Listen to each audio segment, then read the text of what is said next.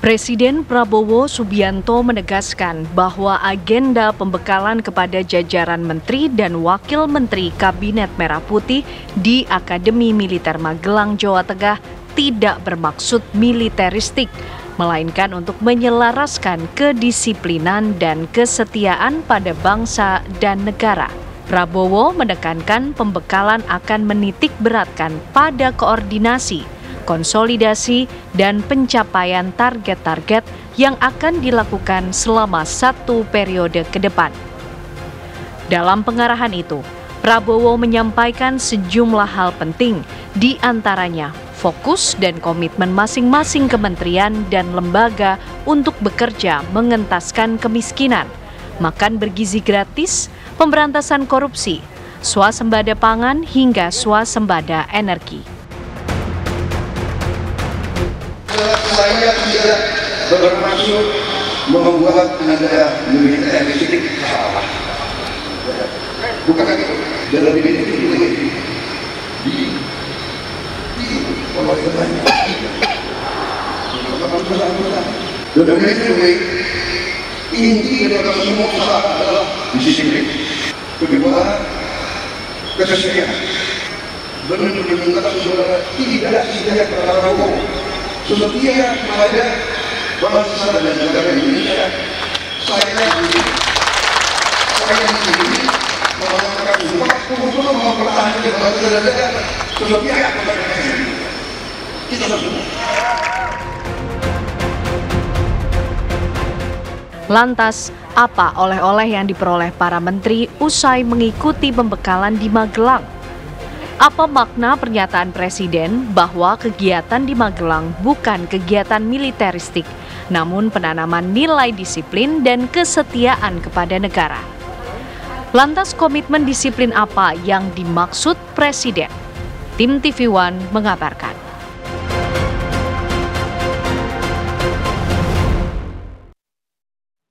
Ya, pembekalan untuk para menteri dan juga wakil menteri di Kabinet Merah Putih ini masih berlangsung sampai hari ini dan agendanya sampai besok. Artinya kita masih menanti nih kira-kira apa yang menjadi oleh-oleh yang dibawa oleh para menteri dan juga wakil menteri dari pembekalan yang sudah diikuti paling tidak mungkin selama 3 hari di Magelang, Jawa Tengah. Pemirsa, kita akan membahasnya bersama dengan para narasumber kita yang sudah hadir malam hari ini bergabung bersama kami di Apa Kabar Indonesia Malam. Ada Bang Andi Malarang, selamat malam Bang. Selamat malam.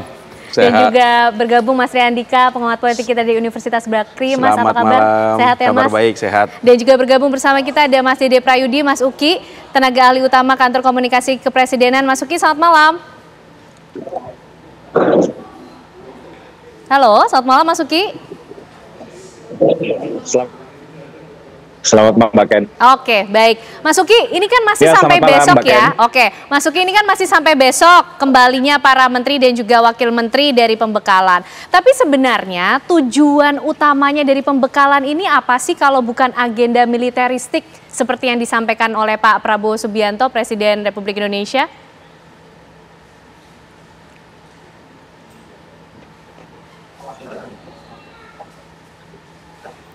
Halo. Ya. Mas Uki, bisa mendengar suara saya? Ya, sorry. Ya, sekarang dengar. Oke, Sorry tadi agak baik.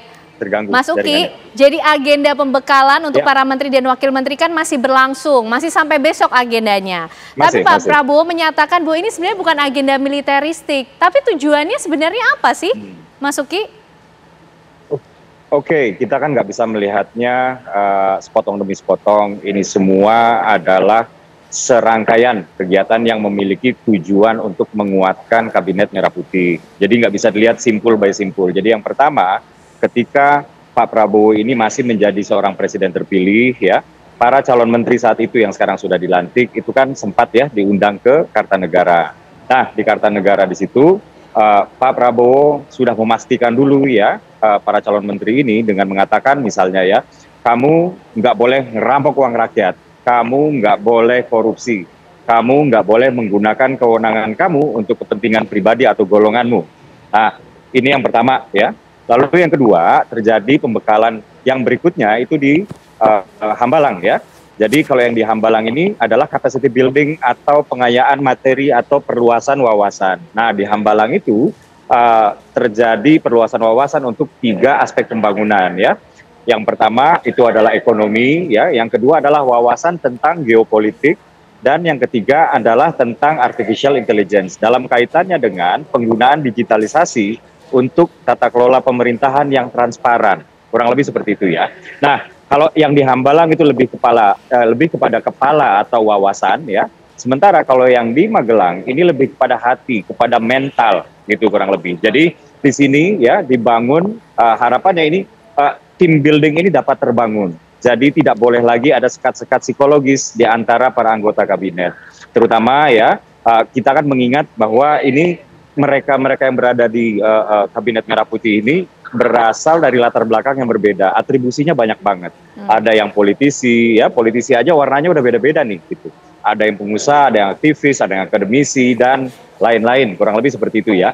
Sehingga disinilah mereka diharapkan dapat membangun chemistry, membangun kekompakan, membangun rasa saling memiliki, membangun keteraturan. Jadi keteraturan yang dimaksud di sini adalah si A ya tahu kapan bergerak, ya si B tahu kapan bergerak. Jadi nggak ada yang bergerak duluan, nggak ada yang bergerak terlalu terlambat, sehingga terdapat sebuah gerakan-gerakan di antara kementerian ini yang membentuk sebuah irama yang kompak, sebuah harmoni yang baik ya sebagai satu institusi besar yaitu pemerintah gitu. Dan pemilihan Magelang sendiri ini karena Magelang memiliki sejarah panjang ya tentang perjuangan bangsa ya, sudah berabad-abad ya. Kemudian juga Magelang ya, juga seragam ya, ini kan bagian dari retreat ya. Retreat itu sebenarnya Mbak Ken, itu sudah lazim ya dilakukan oleh pemerintahan-pemerintahan ketika ingin memperkuat menteri-menterinya, kabinetnya ya. Ini sudah terjadi dari abad 19, abad 20 ya, hingga sekarang ya. Negara parlementer, negara presidensil ya, yang parlementer misalnya UK sudah sering melakukan ini ya, Australia. Presidensial Amerika Serikat juga melakukan ini. Yang terakhir tahun 2024 itu adalah Kanada ya, pemerintahan Kanada juga baru saja melakukan ini. Dan retreat atau retreat ini memang ada berbagai macam metode. Tapi kalau misalnya kita melihat sejarah yang ada di belakang-belakang ini, sebagian besar memang pemerintahan itu menggunakan metode the military way. Karena di sini satu yang ditekankan adalah team building ya, yang kedua adalah kedisiplinan. Kita bisa lihat ya, kalau di hari pertama kemarin ya, Pak Prabowo atau Presiden Prabowo itu sampai di lapangan duluan gitu. Memang nggak ada yang dimarahin sama Presiden Prabowo ya, tapi beliau sudah memberikan salah satu contoh leading by example gitu. Jadi mereka-mereka yang berada di kabinet ini diharapkan bukan hanya mampu menjadi orang yang dipimpin, tapi juga memimpin organisasinya masing-masing, yaitu kementerian lembaganya masing-masing. Dan kita lihat hari ini ya, mereka-mereka yang menjadi anggota Kabinet Merah Putih ini sekarang datangnya lebih dulu daripada Presiden Prabowo. Ini artinya penghayatan ini sudah mulai masuk ke relung mereka. Jadi tidak hanya mengetahui, tidak hanya memahami, yaitu ada di otak, tapi juga penghayatan yang ada di hati. Demikian, Mbak Ken. Oke, Bang Andi, kalau melihatnya seperti apa agenda yang disiapkan Pak Prabowo Subianto untuk para menteri dan juga wakil menterinya di kabinet ini? Kalau tadi juga sudah sempat disinggung, masuk ini kan latar belakangnya macam-macam. Termasuk juga kalau politisi benderanya warnanya macam-macam, tapi jadi satu di merah putih. Gimana Bang Andi? Ya, ini kan seru juga ya kita lihat ya, pakai loreng-loreng dan ada baris-barisnya sedikit. Diakmil pula langsung. Diakmil pula. Tapi ini biasa sebenarnya dalam organisasi modern, baik itu swasta, perusahaan-perusahaan maupun juga sektor organisasi macam-macam, termasuk organisasi mahasiswa. Ada yang namanya sekarang namanya outbound. Ini outbound, di mana tujuannya outbound itu biasanya memang untuk membangun kebersamaan. Bonding lah ya namanya. Bonding. Karena betul sekali, menteri-menteri datang dari berbagai macam partai, berbagai latar belakang, bahkan belum banyak yang belum kenal satu sama lain, mungkin juga belum terlalu kenal dengan Pak Prabowo-nya, presidennya sendiri. Nah, dalam suasana outbound ini dengan bonding semacam ini, mereka bisa merasakan kebersamaan, merasakan satu perahu lah, bahwa ini adalah kebersamaan, tapi juga mereka harus menyatukan diri menjadi kira-kira pasukannya Pak Presiden. Bukan lagi masing-masing sendiri-sendiri, menjadi merah putih. Inilah kabinet merah putih. mereka juga saling kenal, saling koordinasi di antara mereka, ada Menko-nya juga, sehingga nanti ini kan baru mau mulai masa jabatan nih. Setelah pulang dari sini harapannya mereka kenal visi misinya presiden, mereka sudah bisa saling kenal dan berkoordinasi, sudah merasa kebersamaan, jadi bukan lagi egoisme masing-masing. Dan kalau ada masalah mereka bisa saling telepon, karena sudah sama satu tenda sama-sama. Nah, setelah ini mereka bisa menjalankan tugas, harapannya menjadi lebih teamwork ketimbang perorangan. Itu dari kacamata Bang Andi Malarangeng. Kalau dari Mas Tri, melihatnya gimana nih Mas? Nampaknya Pak Prabowo menyiapkan agendanya ini sangat detail dari awal, kemudian dipanggil para calon menteri, calon wakil menteri, kemudian dipersiapkan pembekalan sampai dengan agendanya sepadat ini di Magelang, di Akmil, Jawa Tengah.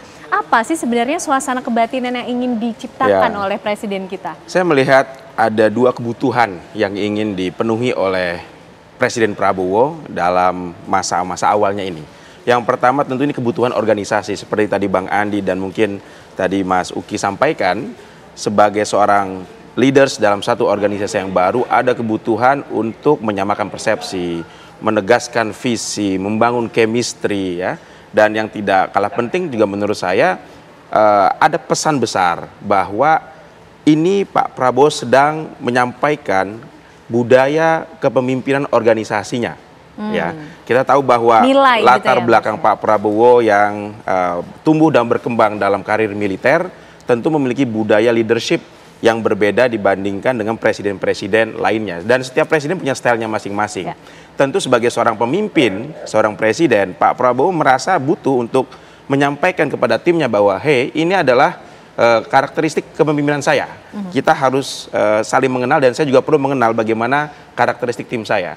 Jadi ini banyak positifnya tentu sebagai sebuah event di awal-awal kepemimpinan presiden dan kabinetnya. Yang kedua yang tidak kalah penting menurut saya adalah kebutuhan politik, Bang Andi. Kebutuhan politik apa? Bahwa tadi disampaikan para menteri ini ada yang ketua umum parpol, ada yang ketua di masing-masing organisasinya. Mungkin juga ada yang sudah lebih senior duduk di kabinet dibandingkan dengan Pak Prabowo. Tapi once Pak Prabowo dilantik sebagai presiden, dengan event ini Pak Prabowo ingin menyampaikan kepada menterinya bahwa the only leaders in this organization adalah saya. Tidak ada matahari kembar di sini. Dan itu yang tidak bisa dilakukan oleh Pak Jokowi di periode pertamanya karena apa? Karena ada Bu Megawati di situ. Di sini Pak Prabowo ingin menunjukkan bahwa tidak ada matahari kembar. Dia commander in chief. Statement ada di situ ya berarti ya. Pilihan Akademi Militer ini juga memang penting untuk Pak Prabowo, Presiden Prabowo yang memperlihatkan bagaimana nilai-nilai patriotisme, nilai-nilai kejuangan yang ada di Akademi Militer. Karena yang bersejarah. Kebetulan beliau juga alumni Akademi Militer. Dia ingin memperlihatkan bahwa kita tentara itu kalau berjuang untuk tanah air kalau perlu mati. Nah ini juga kabinet ini juga harus betul-betul memperjuangkan kepentingan rakyat, kepentingan bangsa kalau perlu mati. Menarik. Tapi itu barangkali nilai-nilai yang ingin disampaikan. Tapi yang pasti agenda pembekalan dengan ala-ala militer ini menjadi satu momen yang bersejarah sekaligus menarik. Termasuk juga yang kita ingin tahu, kira-kira juga disampaikan tidak sih ada do and doesn't-nya untuk para menteri dan juga wakil menteri. Tapi nanti dijawabnya Mas Tri, Mas Uki dan juga Bang Andi. Usai jeda kami kembali untuk Anda pemirsa.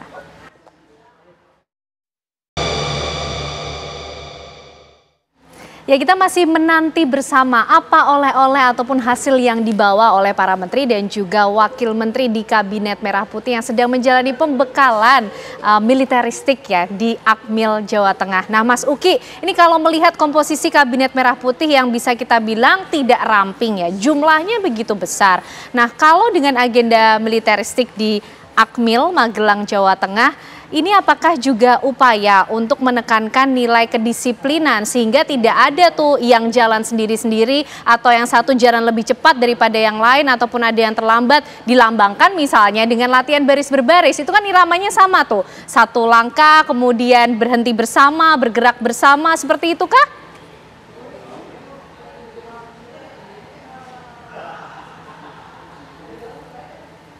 Ya, Mas Uki. Sepertinya audionya masih di mute, bisa diaktifkan Mas Uki? Ya. Oke, Ya, silakan. mohon maaf ya. Pertama-tama ini yang harus saya tekankan itu adalah ini bukan militeristik ya. Jadi latihannya itu tidak ada latihan fisik seperti push up, hukuman-hukuman yang bersifat disuruh lari dan lain-lain yang kerap digunakan di kalangan akademi militer ya. Tapi memang betul ya, ada 4 poin ya di sini ya yang kemarin juga sudah disampaikan oleh Presiden Prabowo. Yang pertama adalah kedisiplinan ya. Disiplin di sini adalah to stay on the track ya. To stay on the track ini artinya tidak bergeser-geser tujuannya gitu. Jadi tetap berada di track yang sama sebagai bagian integral dari Kabinet Merah Putih di bawah kepemimpinan Presiden Prabowo Subianto. Jadi kedisiplinan ini penting ya. Lalu yang kedua adalah keteraturan. Tadi sudah saya sebutkan sebelumnya ya. Keteraturan yang dimaksud di sini adalah tidak ada yang bergerak lebih dulu ya, tidak ada yang bergerak belakangan atau terlambat ya. Tidak ada yang seharusnya bergeraknya ke depan dia ke kiri sementara kawan-kawannya bergeraknya ke depan atau dia diharapkan oleh kawan-kawannya bergerak ke depan gitu. Jadi keseiramaan inilah yang dimaksud dengan keteraturan yang diharapkan ya by the time atau ketika para anggota Kabinet Merah Putih ini sudah selesai penggemblengan ini dalam tanda kutip, keteraturan ini diharapkan dapat terjadi dan tidak boleh ada menteri atau kementerian yang bergeraknya sendiri-sendiri dan tidak diatur atau tidak teratur. Nah, yang ketiga adalah kebersamaan. Kebersamaan ini lebih kepada membangun kedekatan emosional ya, mengikis sekat-sekat psikologis ya. Tadi kita sudah membahas cukup panjang ya bahwa di sini datang para anggota kabinet ini datang dari berbagai latar belakang ya, ada yang politisi, pengusaha, aktivis dan lain-lain. Dan kebersamaan inilah yang harus dijaga ya, tetap kompak itu datangnya kan dari hati ya, bukan hanya datang dari kepala tapi juga harus dari hati, harus merasa bahwa mereka adalah teman ya. Jadi kebersamaan ini juga dibangun. Dan yang paling terakhir tadi saya setuju sekali dengan Bang Andi Malarangeng ya, ini juga disinggung oleh Pak Prabowo, Presiden Prabowo, yaitu sifat patriotik gitu. Jadi berkali-kali di dalam tadi dan kemarin Presiden Prabowo mengingatkan lagi dan lagi ya tentang kita semua anggota Kabinet Merah Putih harus meletakkan kepentingan bangsa dan negara menjadi kepentingan yang paling tinggi. Nggak boleh ada lagi kepentingan yang lebih tinggi daripada kepentingan bangsa dan negara. Nggak boleh ada menteri-menteri, wakil menteri, kepala dan wakil kepala badan itu membuat kebijakan ya untuk mewakili atau untuk keuntungan kelompoknya masing-masing.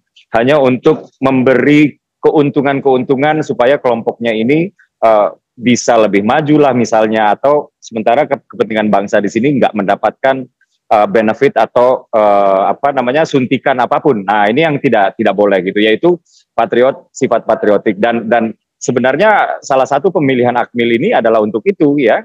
Pak Prabowo memiliki sejarah panjang ya. Beliau sejak dulu hingga sekarang telah mengorbankan jiwa dan raganya. Sejarah sudah membuktikan itu. Dan seragamnya, pemilihan tempatnya, nah ini semangat patriotik ini yang ingin ditularkan oleh Presiden Prabowo. Demikian harapan kita ya setelah para anggota kabinet ini selesai digembleng ya di Magelang, terutama di Akmil ini. Demikian Mbak Ken.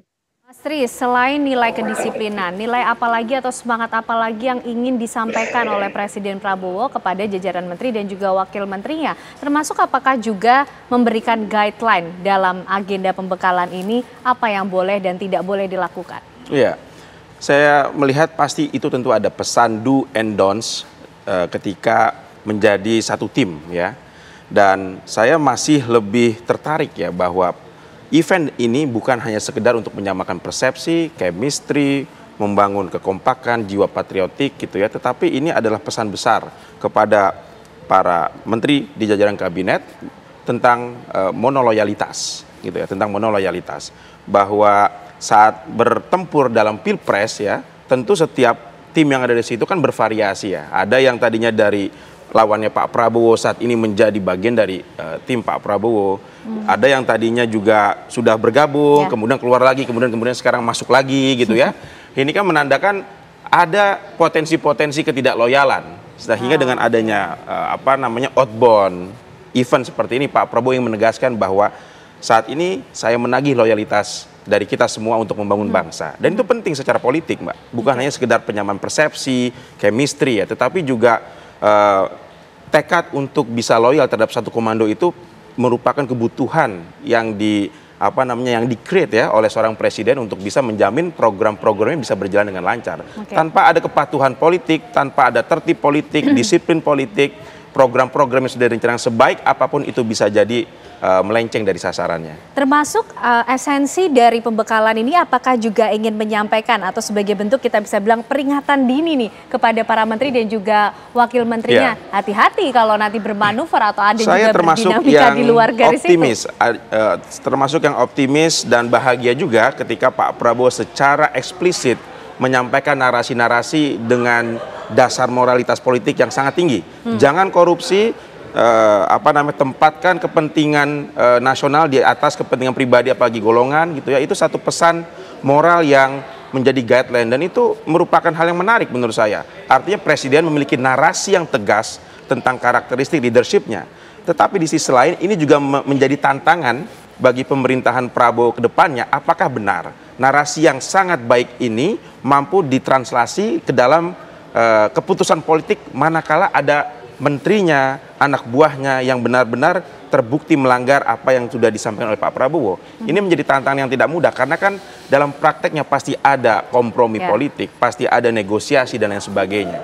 Jadi satu sisi ini harus kita sambut dengan optimisme, tapi di sisi lain kita harus tetap berikan ruang ya bagi pemerintahan ke depan untuk bisa bekerja dengan optimal. Oke, Bang Andi melihatnya seperti apa sih? Ini pembekalannya 3 hari, tapi kan setelah ini para menteri dan juga wakil menteri ini punya tanggung jawab besar loh untuk bangsa dan negara. Apalagi 100 hari kerja ini tentunya juga menjadi satu perhatian kita semua.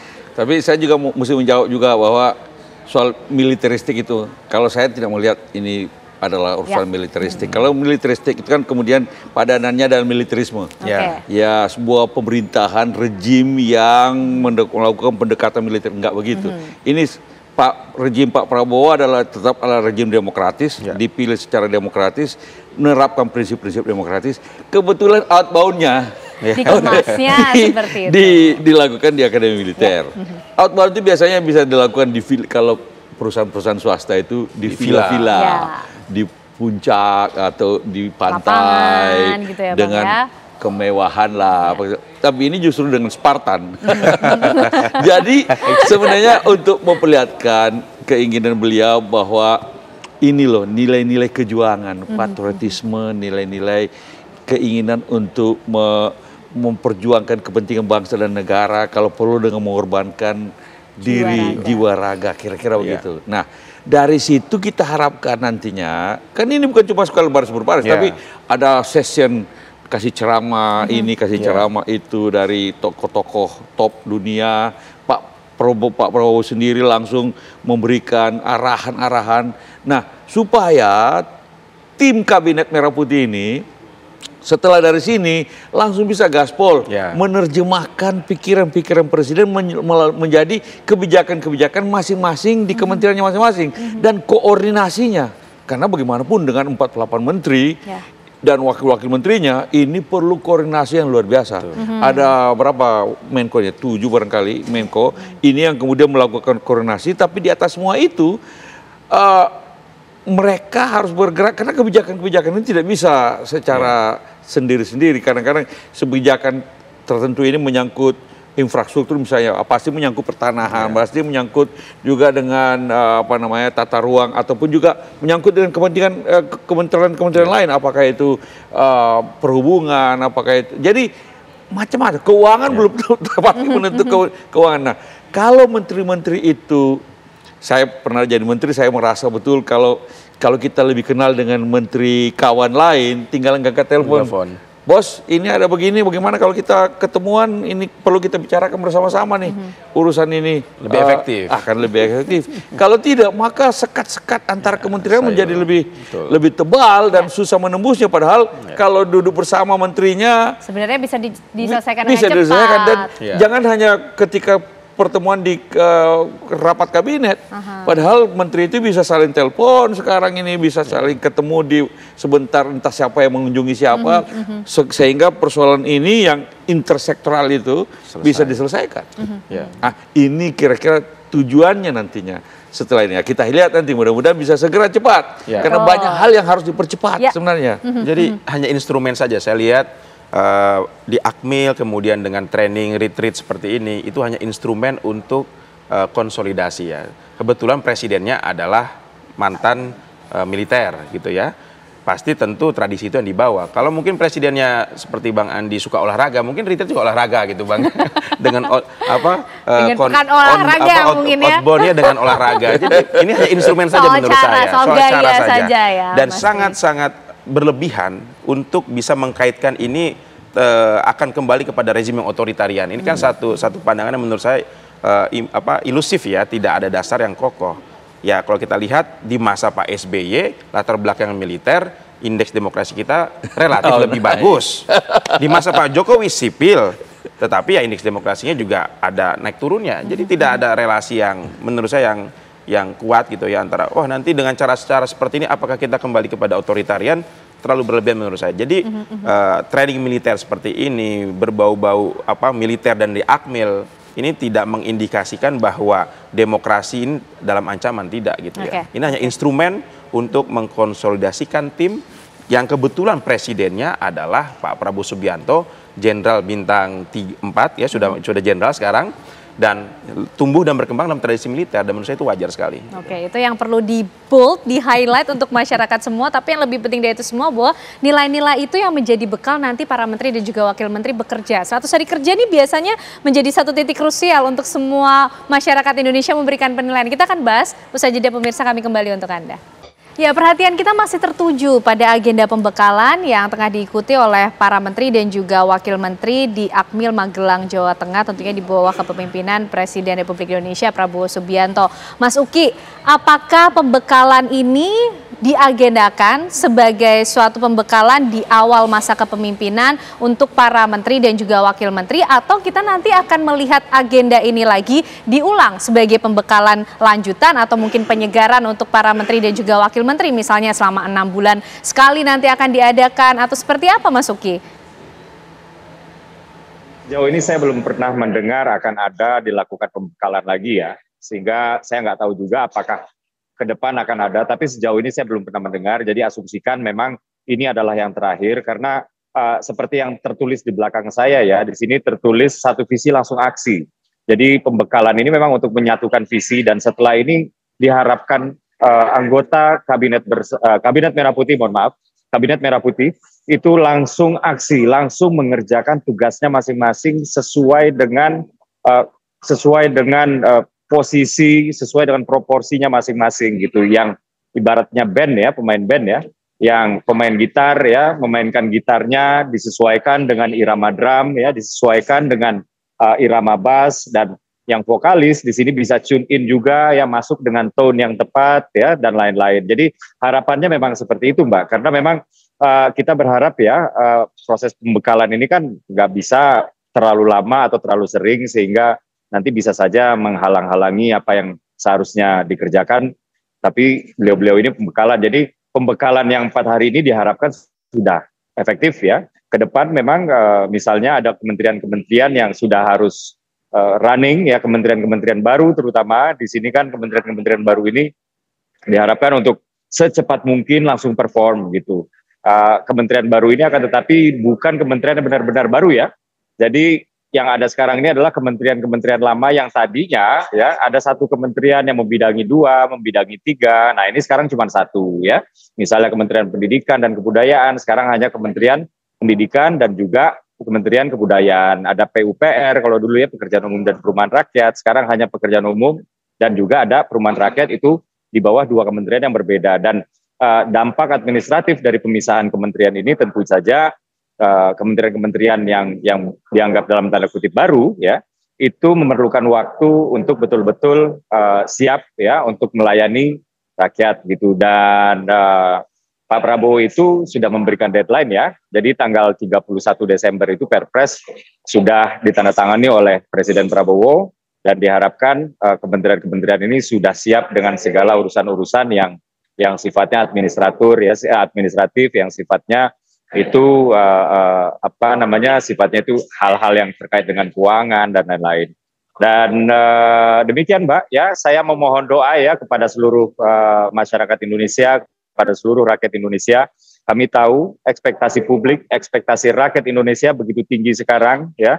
Kami juga melihat survei-survei ada yang di angka 84% ya. Jadi 84% publik Indonesia berharap kepada pemerintahan Prabowo Gibran ya. Ada yang mengatakan bahkan lebih dari itu, dan tentu saja ekspektasi ini di satu sisi ya menyenangkan kami, tapi di sisi yang lain ekspektasi ini tidak boleh turun dan harus terkonversi menjadi approval rating atau menjadi tingkat kepuasan ya. Jadi kami tidak mau ya di pemerintahan ekspektasi yang tinggi ini kemudian ketika kita sudah bekerja ternyata dia lebih tinggi si ekspektasinya daripada tingkat kepuasan. Nah, inilah yang sedang kita hindari. Dan kebijakan yang paling akan dimulai ya, kebijakan baru yang paling akan dimulai, kebijakan besar, sebuah dobrakan, sebuah terobosan, yaitu adalah program makan bergizi gratis yang akan serentak dimulai tanggal 2 Januari 2025. Demikian, Mbak.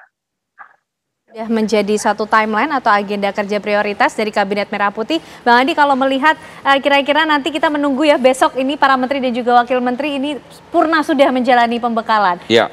Kira-kira apa kemudian yang akan dibawa oleh para menteri dan juga wakil menteri kita pulang dari Akmil Magelang? Sudah jelas visi misi presiden pasti sudah jelas, dan kemudian juga ada kebersamaan. Persoalannya adalah persoalan birokrasi yang harus diselesaikan. Misalnya menteri-menteri baru tadi, menterinya baru, lalu kan belum ada stafnya. Bukan cuma belum ada stafnya, belum ada perpresnya tentang bagaimana struktur organisasinya, berapa dirjennya atau deputinya, apa nomenklatur deputi-deputi tersebut, lalu bagaimana dengan lagi juga sampai di bawah, termasuk tukang ketik kalau perlu. Nah, kalau itu belum ada semuanya, pasti nggak mungkin bisa bergerak secara cepat. Ya. Nah, makanya yang semacam ini saya senang tadi ada deadline 31 Desember harus sudah selesai, karena itu ini memang betul-betul pekerjaan begitu pulang segera berkomunikasi dengan para menteri-menteri baru itu, dengan nomenklatur baru, berdiskusi dengan Menpan untuk menyelesaikan rancangan strukturnya.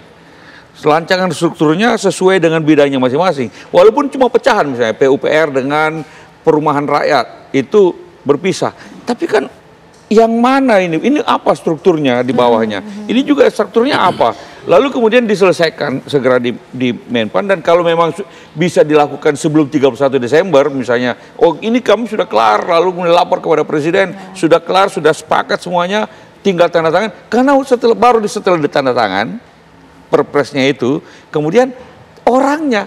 Nah, orangnya ini yang dicari orang-orang untuk mengisi siapa jadi sesmen, dirjen, deputi, dan eselon di bawahnya yang membutuhkan kepres tentang orang-orang tersebut. Nah, ini harus diselesaikan sebelum bisa kementerian baru tersebut bisa jalan. Ya. Oke, Mas Ri, kalau melihat apa kemudian yang menjadi agenda prioritas dari Pak Prabowo dan juga Kabinet Merah Putih? Ya, setiap pergantian atau suksesi kepresidenan ya di level nasional itu saya merangkumnya ada satu tema besar, change and continuity. Ada yang berubah, ada yang berlanjut. Untuk membuat dua hal ini seimbang ini bukan perkara mudah, apalagi tadi ya setelah ini adalah tantangan terbesarnya adalah kerja-kerja birokratik ya. Change ini atau change and continuity ini tidak hanya di level kebijakan, Mbak, tapi sampai ke level personal. Dan kalau sudah sampai ke level personal ini kan negosiasinya terkadang di lapangan itu tidak mudah. Siapa yang harus diganti, siapa yang harus digeser, kemudian dirjen ini, dirjen itu gitu ya, apakah akan diganti dengan orang yang baru dan sebagainya gitu. Jadi kerja-kerja yang seperti ini menurut saya tantangan yang juga cukup besar. Kalau tidak bisa keluar dari jebakan ini, maka saya khawatir justru 31 Desember yang sudah di-deadline-kan oleh Presiden tidak bisa tercapai, ya, apalagi untuk kementerian-kementerian baru. Karena kalau kita lihat sejumlah studi ya, untuk satu institusi baru itu dibutuhkan waktu paling cepat 2 tahun untuk bisa terkonsolidasi organisasinya. Ya.